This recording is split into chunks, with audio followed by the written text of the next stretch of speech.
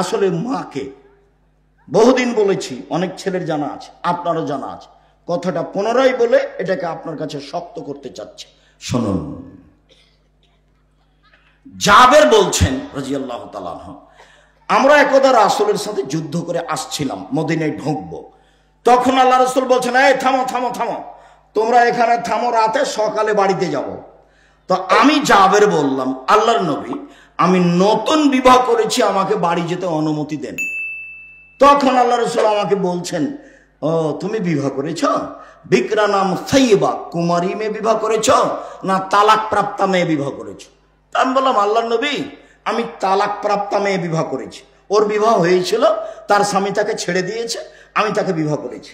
তখন আল্লাহ রাসূল বলছেন, আরে হাল্লা বিক্রান তুলায় তুলায় বোকা, তুমি কুমারী মেয়ে কেন বিবাহ করলে না? তুমি অবিবাহিতা মেয়ে কেন বিবাহ করলে না? তুমি তার সাথে খেলতে, ও তোমার সাথে খেলতো, তুমি তার সাথে খেলতে, ও তোমার সাথে খেলতো।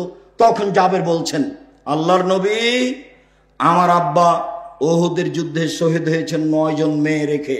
এক খেয়ালে চেয়ে থাকো ছেলেরা তোমরা, ভাইজান আপনি এক খেয়ালে চেয়ে থাকবেন। জাবের বলছেন, আল্লাহর নবী, আমার আব্বা শহীদ হয়েছেন 9 জন মেয়ে রেখে, আমার 9 জন বোন আছে। আক্রাহ আন উজাব আন আতাজাওয়াজা মিসলাহুন্না, আমি আমার বোনদের সমবয়সের মেয়েকে বিবাহ করা পছন্দ করছি না 4টা কারণে। আমি বেশি বয়সের মেয়ে বিবাহ করেছি 4টা কারণে। আমার বোনদের সমবয়সের মেয়েকে বিবাহ করা পছন্দ করিনি 4টা কারণে। এক, লিতুআল্লিমাহুন্না, আমার স্ত্রী যেন আমার বোনদেরকে বিদ্যা শিখাতে পারে। বিদ্যা তো একটা স্কুলে আছেই, ওমা তোমার আকাশ তোমার বাতাস। আমি ঠাকুরের নিন্দা করিনি, আমি বলেছি তোর বাপের আকাশ। ও সববার বলছে ও কালিমা তোমার আকাশ তোমার বাতাস। বাংলার মানুষজন ভেবে দেখলো না, চিন্তা ভাবনা করলো না, দিনরাত বলছে, আমার আর করার কি আছে? আমি মানুষ হিসেবে যা বুঝেছি সেটা বলেছি। তো আমি ঠাকুরের মানের হানি করলাম কি করে? 5,000 কোটি টাকার মামলা হলো। আমি যখন কাঠগড়ায় উঠলাম তখন জজ আমাকে বলছে, আপনি পিস টিভি করেন, পিস টিভিতে কথা বলেন আপনি? বলে জি। আপনি পিস টিভির আলোচক? জি। আপনার মামলাটা আমি খারিজ করে দিলাম প্রথম দিন। আর 1,000 কোটি টাকার মামলা ছিল সিলেট সুনামগঞ্জে। তো আমি যখন কাঠগড়ায় দাঁড়ালাম তখন আমাকে বলছে, এভাবে দেখেন, আপনার সাথে মামলা নিয়ে আমার কোনো কথা নেই। ওই নথিটা এভাবে উল্টে দিলেন, দিয়ে বলছেন আপনার সাথে কিছু কথা। আমার বক্তব্যকে তো একবার তন্ন তন্ন করে দেখেছে। বলছে যে আল্লাহর নবী এবং আয়েশা একসাথে গোসল করলেন, উভয়ের পরনে কাপড় ছিল না, এই কথাটা আপনি কেমনে বললেন?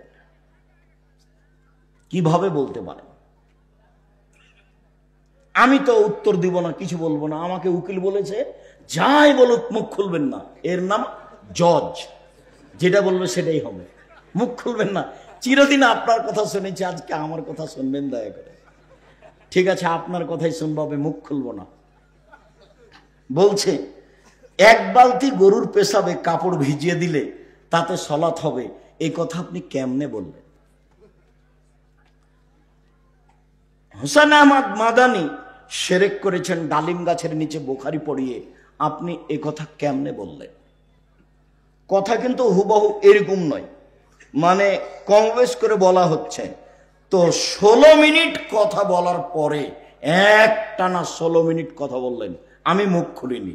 16 মিনিট পরে বলছে যে আপনি এই কারণে এখানে এসেছেন আমার মনে হচ্ছে না, অন্য কিছু কারণ হবে। মানে আপনি বলেছেন শাহজালাল সিলেটির কবর ভেঙে দিতে হবে, ওই জন্য আপনি এখানে এসেছেন।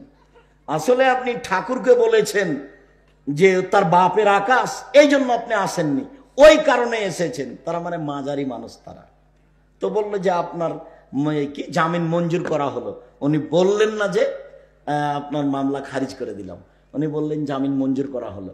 আর যারা সামনে ছিল তাদেরকে বললেন যে আপনারা তার সাথে কথা বলবেন না। তারপরে একবার গেছিলাম, তারপরে আর যাওয়া লাগেনি, আলহামদুলিল্লাহ। বলছিলাম সম্মানিত দ্বীনী ভাই বোন, রাসূল সাল্লাল্লাহু আলাইহি ওয়াসাল্লাম যেভাবে বললেন, জাবের বলছেন রাসূলের উত্তরে, এক, আমার স্ত্রী যেন আমার বোনদেরকে বিদ্যা শিখাতে পারে, দুই, আমার স্ত্রী যেন আমার বোনদেরকে শিষ্টাচার শিখাতে পারে। উপস্থিত বৈঠকের দ্বীনী মুসলিম বোন শুনেন, এই মেয়ে শোনো, শিষ্টাচার কি জিনিস? শিষ্টাচার কি জিনিস? বাড়ি যাওয়ার সময় একটা বই নিয়ে যাবো, আদর্শ পরিবার। আদর্শ পরিবারের শুরু থেকে নিয়ে শেষ পর্যন্ত সবই শিষ্টাচার, সবই শিষ্টাচার। ছেলেরা হাতে মেহেদি লাগাতে পাবে না, ছেলেরা মেহেদি লাগাবে মাথার চুলে ও দাড়িতে, যেটা সাদা হয়ে গেছে।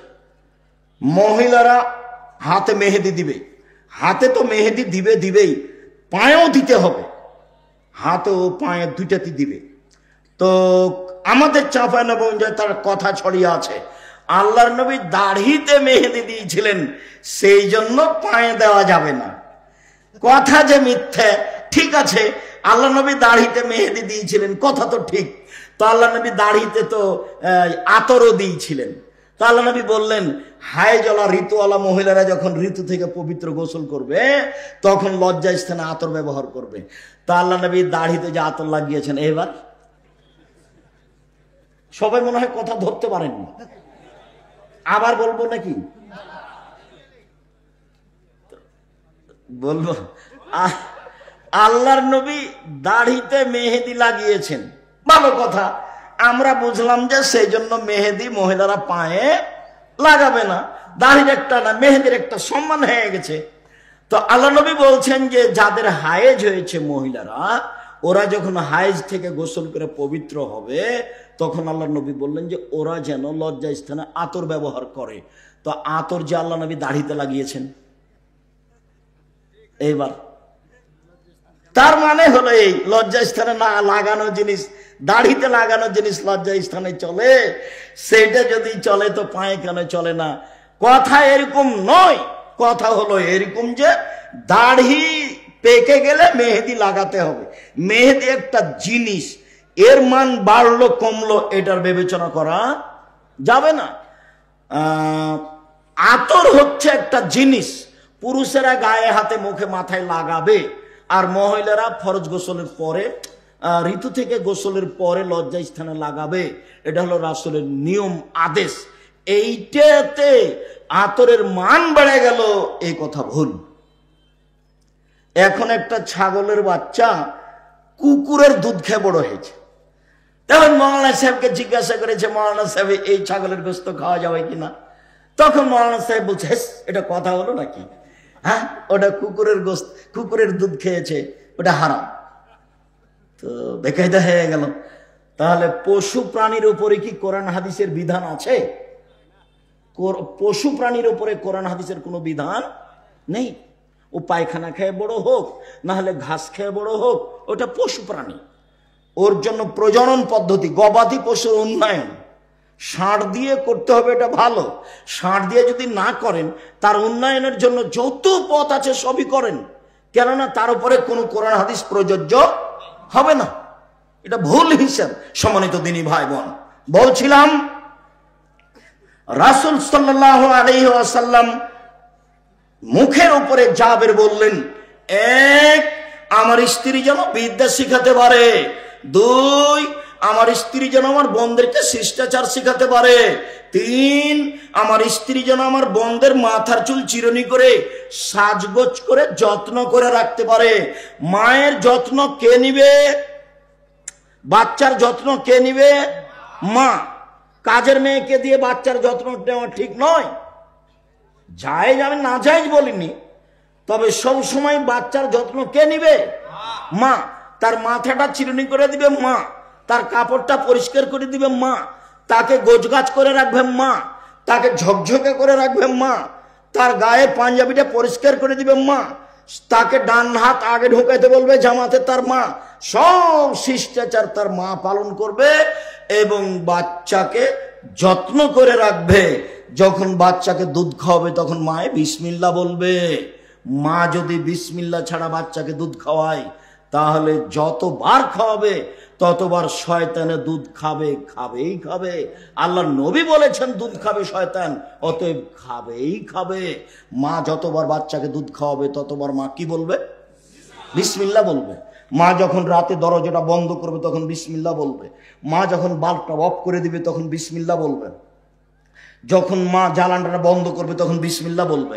মা যখন তরকারির পাতিলে ঢাকবে তখন বিসমিল্লাহ বলবে। মা যখন আটার পাতিলে ঢাকবে তখন বিসমিল্লাহ বলবে। আল্লাহ নবী বলেন সবকিছু ঢেকে রাখো, খোলা রাখো না। রাতে কতগুলি বালা মুসিবত চলে, খোলা জিনিস যে খাবে তার রোগ ব্যাধি হয়ে যাবে। হাটে বাজারে এভাবে খোলা জিলাপি খাবেন না।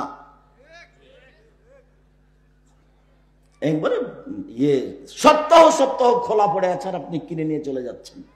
আল্লাহ নবী না করেছে। সূর্য ডুবার পরে বাচ্চাকে বাহিরে নিয়ে যাওয়া যাবে না, নইলে বাচ্চাকে ঝিনে ধরবে, শয়তান ধরবে। ছাদের উপরে নিয়ে যাবেন না, আগুনে নিয়ে যাবেন না। রাত যখন এসা কাছাকাছি হয়ে গেছে তখন নিয়ে যান। সব বুখারী মুসলিম এক টানা হাদিস এগুলো। আপনি ইউটিউবে দেখেন আব্দুর রাজ্জাক বিন ইউসুফ খাওয়া পান করার নিয়ম, খাওয়া পান করার নিয়ম আব্দুর রাজ্জাক বিন ইউসুফ বিস্তারিত দেওয়া আছে, আপনি দেখুন। সম্মানিত দিনী ভাই বোন, 4 অতাকুম আলাইহিন্না, আমার স্ত্রী যেন আমার বাচ্চাদেরকে পাহারা দিতে পারে। উপস্থিত বৈঠকের মুসলিম বোন, এই কথা বলছো কেন? কথা বলছো কেন? 4টা সিরিয়াল করো তো দেখি। তুমি মা, তুমি আদর্শ মা, তুমি বুদ্ধিমতী মা, তুমি মা, আপনি মা, আপনি বুদ্ধিমতী মা, আপনি হস্তিনী নন, আপনি ভালো মা। 1, বাচ্চাকে বিদ্যা শিখাতে হবে। 2, বাচ্চাকে শিষ্টাচার শিখাতে হবে। 3, বাচ্চাকে যত্ন করে রাখতে হবে। 4, বাচ্চাকে পাহারা দিতে হবে। এবার বলেন আপনি যে মেয়েটা মাথায় কাপড় না দিয়ে দেয়নি তার মা কি পাহারাদার? তার মা পাহারাদার নয়। আপনার নিজের জিম্মেদারি আর একজনের উপরে চাপিয়ে দিয়ে সফল হওয়া যাবে না।